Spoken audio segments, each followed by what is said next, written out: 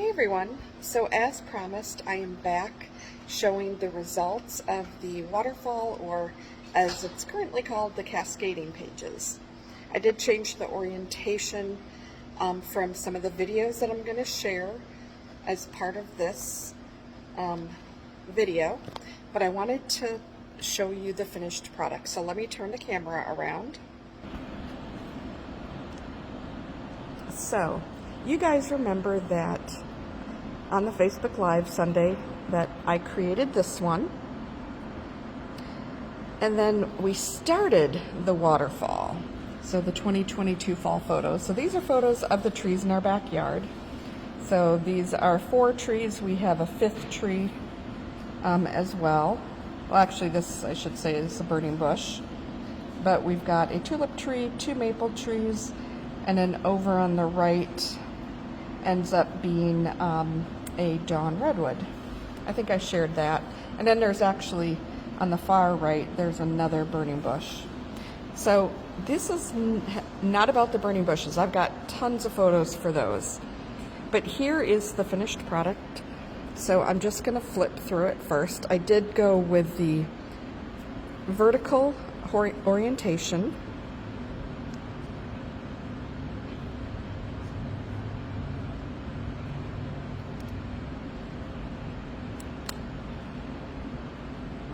And just if you thought you were done, nope. So that is 1, 2, 3, 4, 5, and 6 of the 6x12 Peekaboo pockets, 1 base page, and ultimately this is 1 piece of cardstock. And then there are 3 sheets of paper that I just cut in half in order to fill these 6 sheets. And then just embellished a little bit with this, with some stickers, with some of the laser cut borders, and then with some mats. So how did we do this? The answer is going to be a little different if you decide to do yours this direction. So I'll tell you where that deviation is. If you were doing the vertical alignment, and again, this, if the photos went this way, it would be exactly the same. And then you've got your last one here. So the way that you would start, you would use a base page. Now in the original video I was talking about doing top loading.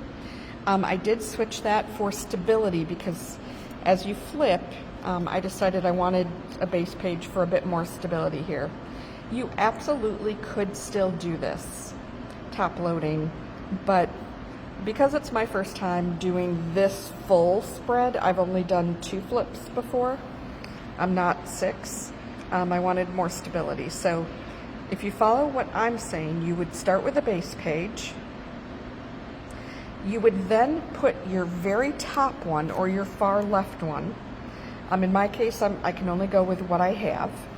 The very top one, you adhere that to the actual page. So what that means is you would take the adhesive off, and if this was the page you were going to put it on, you would adhere that adhesive to the very top of this. And then that coming down is your first, this part. So looking very closely here, you can see that there's no part of the adhesive here. So the adhesive is on the page itself. You do need, just on the lid portion where the adhesive is, you will want to trim that. And the reason for that is, if you can see, this is actually the edging, you know, the nice pretty, I won't call it jeeping, but the seal on here is longer than your 12x12 page, and that's because the inside is 12x12. So not to have this adhesive over on the white jeeping, you do just trim that part off so it just is in line with this part, and you do that on the right side as well. So then, once you've adhered this piece to the page, you then put down your cardstock. or your piece of paper, whatever it is that's going to be the background for when you flip. So you'll see that pumpkin color coming through, you know, throughout the whole thing. So then, if you are doing this vertically, this is where we deviate. If you're doing this vertically, you would then put your page protector on. So what would happen is this first one is on the page and all the others hang from the page protector. In my case, I cannot do that. There is no page protector that is going to go on this. But everything but this is already in a page protector because they're in Peekaboo pockets. So there's not really going to be an issue.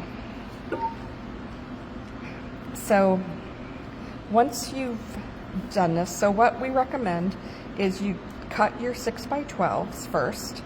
You lay this out the way that you want it, using both sides of that paper, and if you don't like the other side, you can go ahead and cut another 6x12 and use a corresponding paper that you do want, knowing that when you flip, you then kind of have a 2-page, sort of.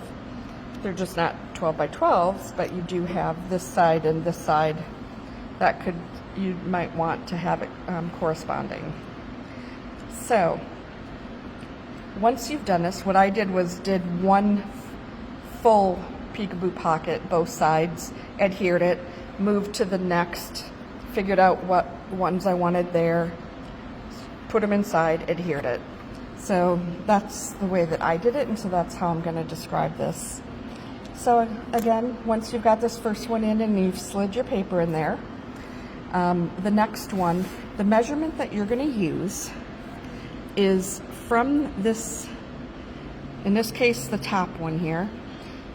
If you're doing the vertical, and this is the other deviation, the recommendation is to start with 1 1/4 inches, and that means from the end of the adhesive.